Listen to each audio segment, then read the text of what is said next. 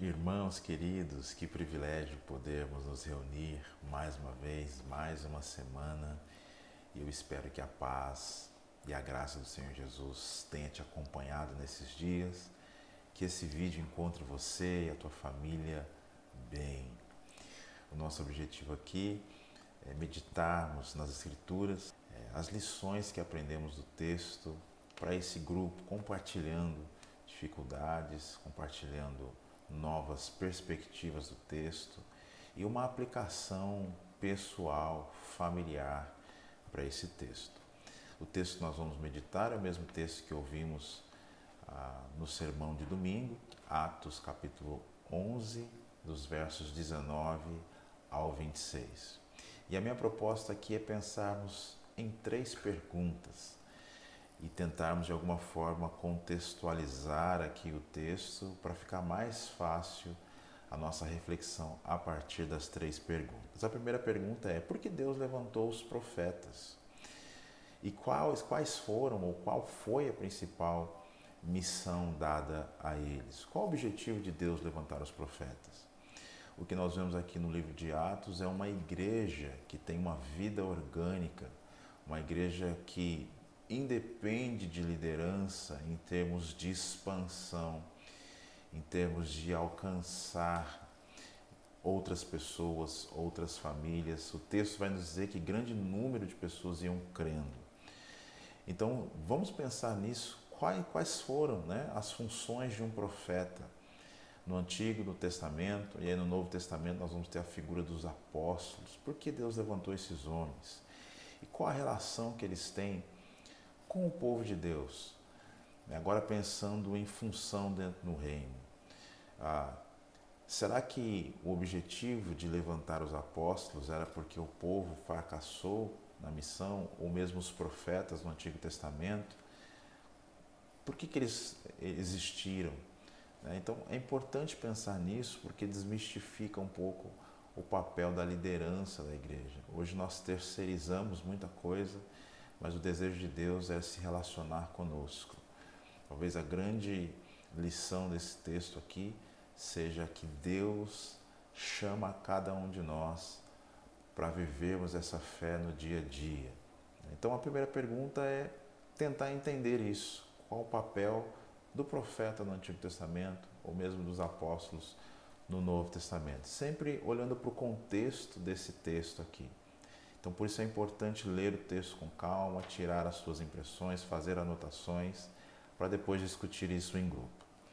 A segunda pergunta que eu separei é: como evitar o comportamento exclusivista dos judeus? Nós vamos ver isso no verso 19. O texto vai dizer que aqueles que foram dispersos pela perseguição após a morte de Estevão, agora estes não anunciavam o evangelho a ninguém, mas que no meio deles haviam outras pessoas de outras etnias que estes anunciavam então àqueles moradores de Antioquia.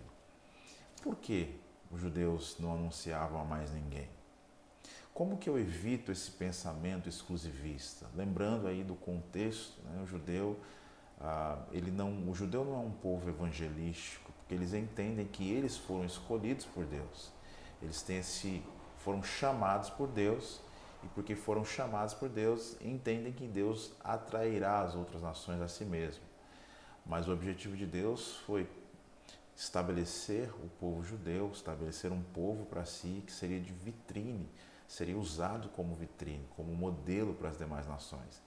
E através do comportamento desse povo, Deus atrairia as demais nações. Então eles seriam aí a linha de frente, a grande vitrine para o mundo.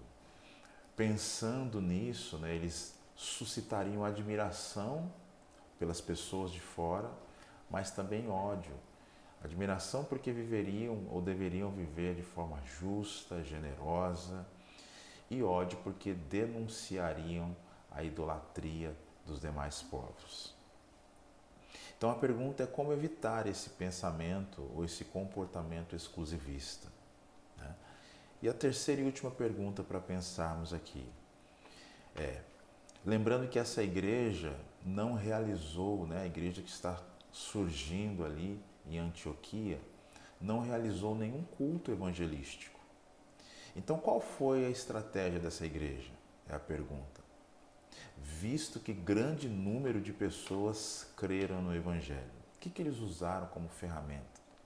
Porque eles não fizeram nenhum culto evangelístico. Qual foi a estratégia dessa igreja? E ainda dentro dessa pergunta, qual foi o papel de Barnabé e de Saulo quando chegaram na igreja? E por que isso é importante? Por que o papel deles foi importante? O que eles fizeram quando chegaram lá? Por que Barnabé foi enviado para lá de Jerusalém e depois vai e busca Saulo? São perguntas para entendermos melhor o contexto ali. Mas melhor do que isso é a aplicação desse texto nas nossas vidas. Se essa igreja não fez um culto evangelístico e atraía grande número de pessoas, o que nós podemos fazer para imitá-la? Para ter esse estilo de vida que é atraente às demais pessoas. Tire um tempo com esse grupo, ore com esse grupo, leia o texto mais que uma vez, pense, medite nessas coisas, tire as suas impressões, faça uma lista de lições que vocês aprenderam juntos, depois discutam isso. Tenha um tempo de oração, não faça desse momento um momento mecânico, que nós entramos, discutimos e vamos embora, não. Aproveite para compartilhar experiências, ok? Creio que nós vamos crescer muito com isso. Que Deus abençoe essa reunião, que seja frutífero tudo aquilo que vocês fizerem para a glória do nome dele. Um forte abraço.